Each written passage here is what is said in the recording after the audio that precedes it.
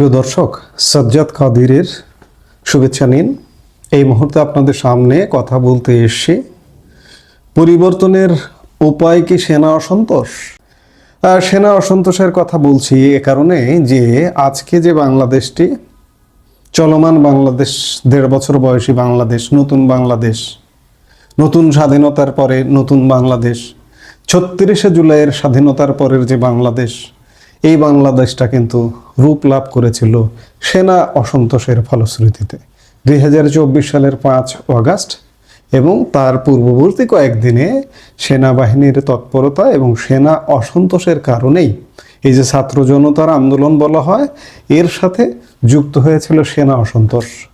এই সেনা অসন্তোষের প্রেক্ষিতে আজকের বাংলাদেশ আমরা পেয়েছি। আজকের অস্থির বাংলাদেশ, আজকে জানমালের নিরাপত্তা নেই, কোথাও কেউ নিরাপদ নয়, সেই বাংলাদেশটা পেয়েছি সেনা অসন্তোষের ফলশ্রুতিতে। সেই সময় বাংলাদেশের বহু মানুষ, আওয়ামী লীগ সরকার দীর্ঘদিন ক্ষমতায় ছিল, ক্ষমতায় থাকবার কারণে অনেক ময়লা আবর্জনা জমে গিয়েছিল। ময়লা আবর্জনারা সেই সময় হর্তাকর্তা হয়ে উঠেছিল, যার কারণে মানুষের মন বিষিয়ে উঠছিল, বিষাক্ত হয়ে উঠছিল। এই বিষাক্তরেরই ফলশ্রুতি একটা সিন ক্রিয়েট করা হয়েছে, দেশি বিদেশি ষড়যন্ত্র ছিল, কিন্তু আপামর জনসাধারণ যারা কোনো ষড়যন্ত্রের অংশ নয়, তারাও চেয়েছিল যে আওয়ামী লীগ বিদায় নিক, একটা নতুন কিছু আসুক। কিন্তু আজকে ১.৫ বছর পরে তারাও মূল্যায়ন করছে যে আমরা বা আওয়ামী লীগের বিদায় চাইলাম, যে আজকে কি হলো, আজকে যেটি হলো সেটি সুখকর নয়, সেটি ভালো কিছু নয়। আওয়ামী লীগের ১৬ বছরের শাসনামলে বাংলাদেশের কোনো গণমাধ্যমকে আগুনে পুড়িয়ে দেওয়া হয়নি, গণমাধ্যম ভবনে আগুন লাগানো হয়নি, সাংস্কৃতিক কর্মকাণ্ডকে বাধাগ্রস্ত করা হয়নি, সাংস্কৃতিক প্রতিষ্ঠানের উপর হামলা করা হয়নি, কোনো দূতাবাসের উপর হামলা করা হয়নি। তাহলে মানুষ তো বলছে যে আগে ভালো ছিলাম। এই বলাটাকে আপনি কিভাবে রোধ করবেন, কিভাবে দমন করবেন? সেনা অসন্তোষের কথা বলছি এই প্রসঙ্গগুলোকে টেনে। সেই সময় সেনাবাহিনীর একটি অংশ মনে করেছিল যে আওয়ামী লীগ বিদায় নেই, কিন্তু আজকে ১.৫ বছর পর এসে যদি দেখেন, তারাও তো আমাদের মতোই মানুষ, তারাও তো আমাদের মতো রক্তে মাংসে গড়া মানুষ। তারাও আজ বলছে যে না, দেশটা আসলে কোথায় যাচ্ছে। তারাও কিন্তু অবহেলা, অনাদরের শিকার হচ্ছে। আজকে এই প্রসঙ্গে একটি কথা বলি।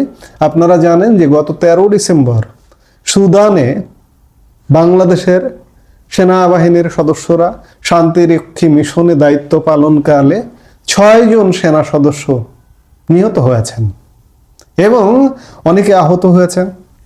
এই যে ৬ জন যারা নিহত হয়েছেন, তাদের আজকে প্রায় ১ সপ্তাহ পরে, ১৩ ডিসেম্বরের পরে আজকে ২০ ডিসেম্বর সকাল ১১টা ৫ শাহজালাল আন্তর্জাতিক বিমানবন্দরে তাদের লাশ রিসিভ করা হয়েছে। এটি কিন্তু খুব বড় ধরনের একটা ঘটনা। বিশ্ব শান্তি রক্ষায় আমাদের সেনাবাহিনী তাদের আত্মদান করেছেন এবং তাদের আমরা গ্রহণ করছি। কোথাও কোনো সাড়া শব্দ আছে দেশে?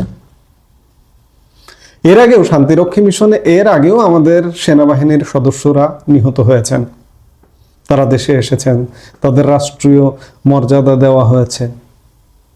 এবারও তাদের রাষ্ট্রীয় মর্যাদা বা রাষ্ট্রীয়ভাবেই তাদের সৎকার করা হবে, কিন্তু তাদের যে মর্যাদা দেওয়া এই মুহূর্তে আজকে একটা শোক দিবস চলছে। অবশ্য ওসমান হাদির সৌজন্যে আজকে শোক দিবস, কিন্তু একই সাথে এই যে সেনাবাহিনীর এই সদস্যদেরও জন্যও তো একটি কিছু করা যেত বা পালন করা যেত।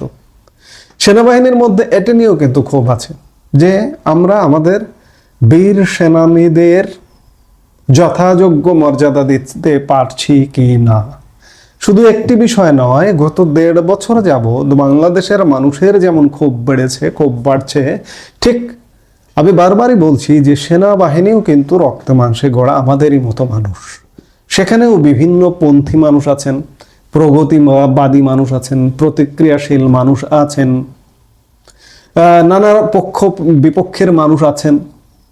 তাদেরও তো একটা শ্রেণীর মধ্যে আত্ম উপলব্ধি হচ্ছে যে আমরা কোন বাংলাদেশে দাঁড়িয়ে আছি।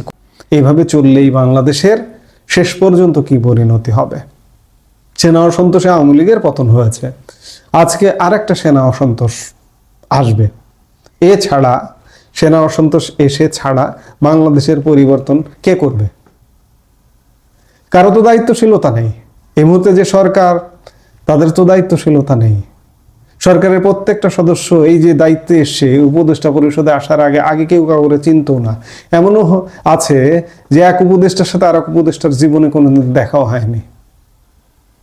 তো কাজে তারা তো দেশ উদ্ধার করবে না, সেনাবাহিনীরই এগিয়ে আসতে হবে। এইসব দেশের, আমাদের মতো দেশের সেনাবাহিনী ক্রান্তিকালে এগিয়ে আসে, একটা ইউটার্ন করে। যেমন আমরা 2006-08 সালেও আমরা দেখেছি যে সেনাবাহিনী এগিয়ে এসেছিল তখনকার রাজনৈতিক হানাহানি কালে, এবং খুব শক্ত একটা সরকার গঠিত হয়েছিল 111-এর সরকার। সেই সরকারটি একটা নির্বাচন দিয়ে আমরা অন্ততপক্ষে গত 16 বছর একটা গণতান্ত্রিক পথে, একটা উন্নয়নের পথে ছিলাম। হ্যাঁ, দুর্নীতি হয়েছে, অনিয়ম হয়েছে, স্বেচ্ছাচারী হয়েছে, সেগুলো হয়েছে, কিন্তু আজকে যা হচ্ছে তা তো হয়নি। সেই জায়গা থেকে যে কোনো ইউটার্ন সেনা অসন্তোষ, আবারও একটা সেনা অসন্তোষ যে আসবে। ক্যান্টনমেন্টেও নানা রকম ক্রিয়া প্রতিক্রিয়ার সারা শব্দ আমরা শুনছি, এখনো শুনছি। গত 1.5 বছরে যখনই বাংলাদেশ পরিস্থিতি উত্তপ্ত হয়েছে তখনই শুনেছি যে ক্যান্টনমেন্টে আলাপ হচ্ছে, বৈঠক হচ্ছে, এ হচ্ছে, সে হচ্ছে, কিন্তু কোনো পরিবর্তন হয়নি। কিন্তু সবকিছুর তো একটা শেষ আছে। দেয়ালে পিঠ ঠেকা যাবার তো একটা ব্যাপার আছে। এখন কিন্তু বাংলাদেশের অবস্থা দেয়ালে পিঠ ঠেকে যাবারই অবস্থা। আর একটা সেনা অসন্তোষ, সেটি সেনাপ্রধান জেনারেল ওয়াকারুজ্জামান সিনে থাকবেন না থাকবেন এটি এই মুহূর্তে বলা কঠিন। সিন অন্যরকমও হয়ে যেতে পারে। যে কোনোভাবে একটা সেনা অসন্তোষ, অর্থাৎ অসন্তোষ বলতে এই যে বর্তমান ব্যবস্থার উপর অসন্তোষ থেকে একটা পরিবর্তন আসতে হবে, এবং আসবে। বাংলাদেশ ধীরে ধীরে সেদিকেই যাচ্ছে। কবে আসবে, কখন আসবে, দিন তারিখ দিয়ে বলা কঠিন। একটা সেনা শাসন আসতে পারে, কিংবা 111 টাইপের সরকার আসতে পারে, অনেক কিছু আসতে পারে। সেগুলো দেখবার জন্য আমাদের নিশ্চয়ই অপেক্ষা করতে হবে। আমরা শীঘ্রই একটা পরিবর্তন দেখবো মনে হয়, পরিবর্তনের কাছাকাছি। আমি বারবার বলছি, গতকালকেও বলেছি, আবারও বলছি যে আমরা পরিবর্তনের কাছাকাছি। এই কথাগুলো আমরা 1.5 বছর যাবতই বলছি। অনেকে হয়তো বলবেন, আরে ভাই কি বলেন, কবে পরিবর্তন? না রে ভাই, পরিবর্তন আসছে, পরিবর্তন আসবে, পরিবর্তন হতেই হবে, এবং বাংলাদেশ হেরে যাবে না। বারবার বলেছি, 30 লক্ষ শহীদের রক্ত বৃথা যেতে পারে না, 3 লক্ষ মা বোনের ইজ্জত বৃথা যেতে পারে না। বাংলাদেশ আসবেই, বাংলাদেশে পরিবর্তন আসবেই। আজকে যা হচ্ছে এটা বাংলাদেশের বিপক্ষে হচ্ছে, বিপক্ষ কর্মকাণ্ড হচ্ছে। এটির অবসান হবে, বাংলাদেশের পক্ষেই কর্মকাণ্ড পরিচালিত হবে খুব শীঘ্রই। আসছে সময়। এই মুহূর্তে এ পর্যন্ত। সবাই ভালো থাকুন, সুস্থ থাকুন। আমাদের ভিডিওগুলো নিয়মিত পেতে সাবস্ক্রাইব করুন Sajjad Kadir and the legends YouTube channel, এবং লাইক, কমেন্ট, শেয়ার করে সাথে থাকুন।